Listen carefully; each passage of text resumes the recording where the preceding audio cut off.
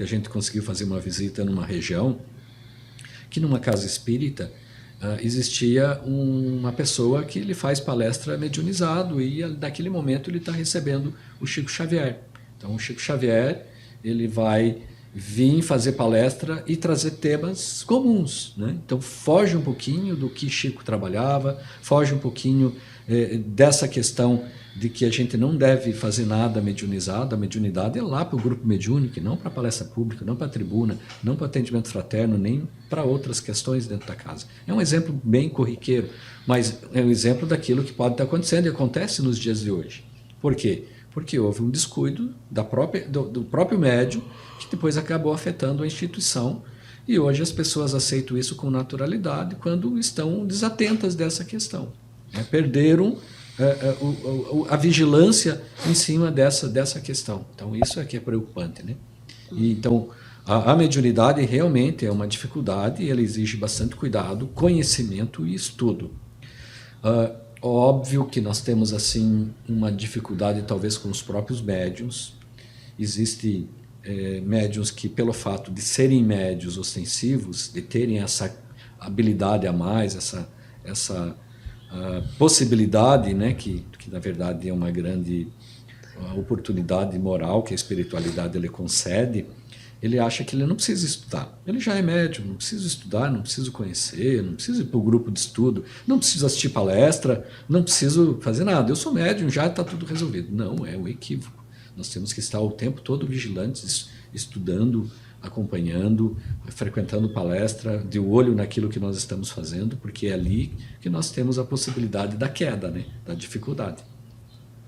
E, por exemplo, a questão do... que eu sou novo, na verdade, no grupo de estudos, então eu não tenho muita propriedade para falar.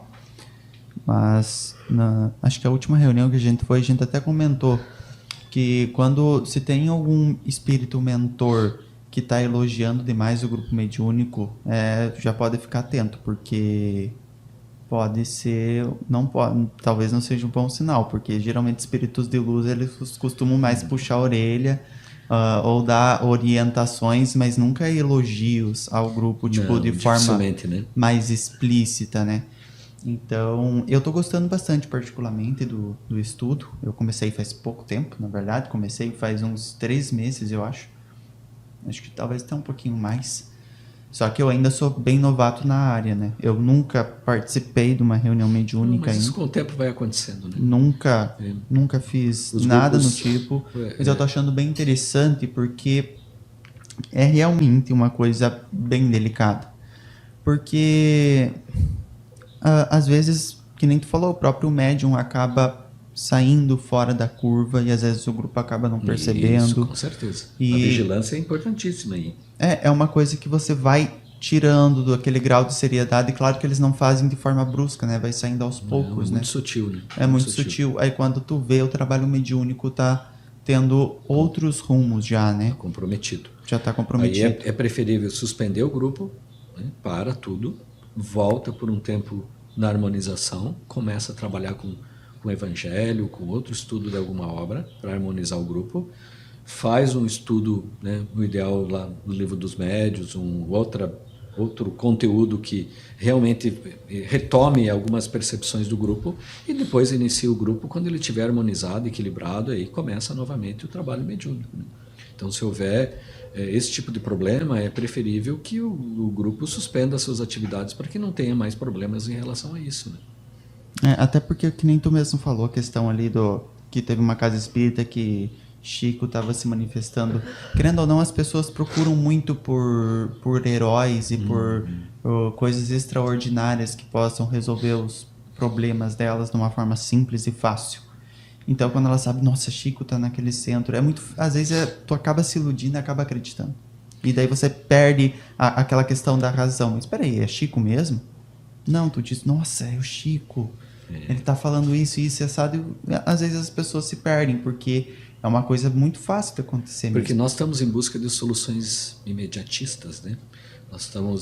Talvez a gente ainda tenha alguns resquícios lá no fundo, né, da nossa vivência, do subconsciente, os porões, né, da nossa alma lá, que a gente vai em busca de soluções imediatas, rápidas, que tirem o nosso problema, a nossa dificuldade, mas como se alguém viesse de fora e nos auxiliasse nessa questão. O que o Espiritismo nos mostra é que a responsabilidade é nossa, é integralmente nossa. A mudança moral ela tem que se dar no nosso íntimo, somos nós que promovemos. Não é ninguém, não existe um salvador. Eu posso ter um lenitivo, posso ter algo que me ajude, mas se eu continuar naquela vida ou naquele caminho que eu estou, eu vou continuar caindo e tendo problema. Entende? Por que Jesus falava, olha, te curei, siga em frente e não peques mais, ou seja, mude a tua conduta, mude a tua forma de pensar e de agir. E o que o Espiritismo nos traz é justamente que somos nós o responsável pela nossa jornada. Não existe nada que possa ser feito que vai tirar aquela dificuldade moral que eu tenho. É eu que tenho que trabalhar. Eu posso até conseguir uma ajuda, mas essa ajuda vai até um limite e se eu não mudar, aquilo vai voltar na minha vida. Porque a dor, o sofrimento, a dificuldade, os problemas, eles têm um caráter educativo. Eles estão ali presentes para que eu sinta a dificuldade, muitas vezes a dor ou o sofrimento, e eu mude a forma que eu estou me relacionando com a vida ou com algum problema. Sei lá, eu tenho que mudar. Sou eu que promovo a transformação moral. Se eu enfrento dificuldades hoje, é porque eu construí essa dificuldade na minha vida. E tem a lei de causa e efeito nos trazendo isso, né? Mas a mudança, quem que promove ela, quem que faz a mudança, não é o mundo lá fora. Sou eu que tenho que mudar. E ainda na questão da mediunidade, tem a questão também dos próprios médiuns, que nem tu havia comentado antes, né? Até a própria parte deles se autoaceitarem. É uma coisa muito difícil. Eu digo isso por minha experiência. Eu até queria, às vezes, saber, tipo, será que tem alguma fórmula, alguma coisa mais concreta para você saber se você é um médium ostensivo ou se você... Porque nós sabemos que dentro do mundo espírita, dentro do espiritismo, todos nós somos médiums. Aí tem os médiuns ostensivos e os intuitivos. Isso. E daí, como é que eu diferencio cada um? Porque tem muitas pessoas dentro do próprio movimento espírita, e eu até me incluo nisso, que não conseguem fazer, é difícil fazer essa distinção. De tipo, será que eu sou médium ostensivo? Será que eu sou médium intuitivo? Porque é uma corda bamba muito grande. Aí eu fico imaginando, e quem está fora do movimento espírita? Tem muitas pessoas que têm a mediunidade ostensiva e não fazem a mínima ideia. Sim, sem dúvida. Não fazem a mínima ideia. Então, teria algum grau de instrução para ficar mais fácil identificar essas condições? Olha, o médium que ele é intuitivo, todos nós temos essa... É como se a gente tivesse uma percepção da presença da mediunidade ou da espiritualidade de uma forma muito sutil, né? É como se viesse um sopro no meu ouvido falando de alguma coisa, eu estou aqui pensando, aí o espírito me sopra uma coisa de algo que é importante, aquilo, me lembrei disso. Às vezes não sou eu que lembro, é próprio os nossos companheiros espirituais que estão nos auxiliando. Ou o processo inverso, eu estou aqui tranquilo conversando com vocês, daí de repente vem um espírito me sopra alguma coisa que eu vou fazer ou não, para que eu faça alguma coisa errada na minha trajetória. Vai por aqui quando eu devia ter ido por lá. São as influências tanto positivas quanto negativas. Mas a ostensividade, ela é um pouco mais gritante, diríamos assim. É quando eu começo... A mediunidade meio que está fazendo parte de uma forma muito intensa na minha vida. É como se eu, em alguns momentos, tivesse dificuldade em compreender aquilo que é material e aquilo que é mediúnico. E existem graus, inclusive, de algumas pessoas que não conseguem distinguir nem o que é encarnado, nem o que é desencarnado. Nós tivemos várias pessoas, relatos do Chico, do Divaldo, que contam, e de outros médios que contam histórias em que ele não sabia se ele estava falando com o morto ou com o vivo. Ou quando eu começo a ouvir coisas, né, eu ouço as pessoas, eu estou na rua, de repente vem alguém falar comigo, ou um espírito, ou eu começo a ouvir coisas, eu começo a ter percepções, as mais variadas formas de mediunidade, elas estão inseridas de uma forma muito ostensiva na minha vida. É nesse sentido. E existem aquelas situações em que são um ponto intermediário. Ele não é tão ostensivo, mas ele é muito mais do que o intuitivo.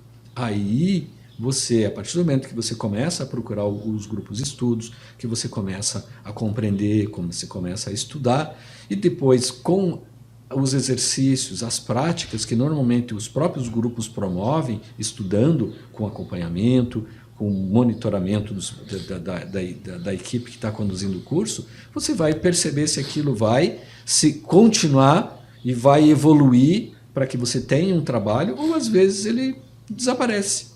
Era aquele momento, porque por algum motivo ou outro existia algum gatilho que despertava aquela questão em você.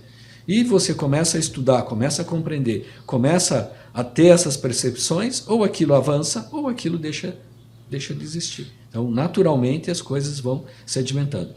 As pessoas que não têm mediunidade, as pessoas que não têm assim uma percepção pela questão do espiritismo, ela vai tratar aquilo como se fosse ou influências negativas de outras ordens, de acordo com o entendimento religioso dela, ou vai achar que aquilo é uma doença, ou muitas vezes ela vai fazer tratamento psiquiátrico, porque está achando que é coisa da cabeça dela. Então, existem várias situações em que para a pessoa é muito mais difícil. Nós tratamos a mediunidade, temos receio dela, porque ela é um compromisso. A partir do momento em que o médium ele é ostensivo, ele tem um compromisso sério que ele tem que cumprir. Muitas vezes aquele compromisso é uma grande oportunidade que ele tem de redenção dos equívocos do passado. É isso que a gente tem que pensar. É um compromisso moral que ele tem. E os grandes médiuns, aqueles, digamos assim, que trabalham de forma ostensiva com a mediunidade, alguns são missionários. Vamos pegar um Divaldo, né? Dedicou uma vida inteira a esse trabalho. Vamos pegar o Chico da mesma forma. Vamos pegar a Ivone Pereira. Aí são 3 exemplos que são praticamente missionários, que dedicaram a vida em prol do espiritismo, dos livros e tudo mais. Mas a grande maioria dos médiuns comuns, que são mais ostensivos, são médiuns que são muito endividados. Estão tendo uma oportunidade única, né, de, através do trabalho no bem, utilizando o mecanismo da mediunidade, de que eles tenham aí a reparação dos seus equívocos do passado. Não podemos achar que o cara é um grande médium, ele é um ser super especial. Não, às vezes é uma criatura muito endividada. Né? Assim como nós temos, enquanto maior o compromisso que nós temos com a doutrina, maiores são as dívidas morais com que nós estamos aqui assumindo. E graças a Deus temos essa oportunidade, porque Jesus, na sua infinita bondade, na sua infinita misericórdia, nos dá essa oportunidade da gente fazer o trabalho no bem da melhor forma possível para reparar os equívocos que nós tivemos no passado. Quando nós teríamos uma oportunidade como essa, novamente? Talvez, quanto tempo vai? Todos os elementos se reúnem para que a gente consiga fazer aquilo que a gente está fazendo hoje.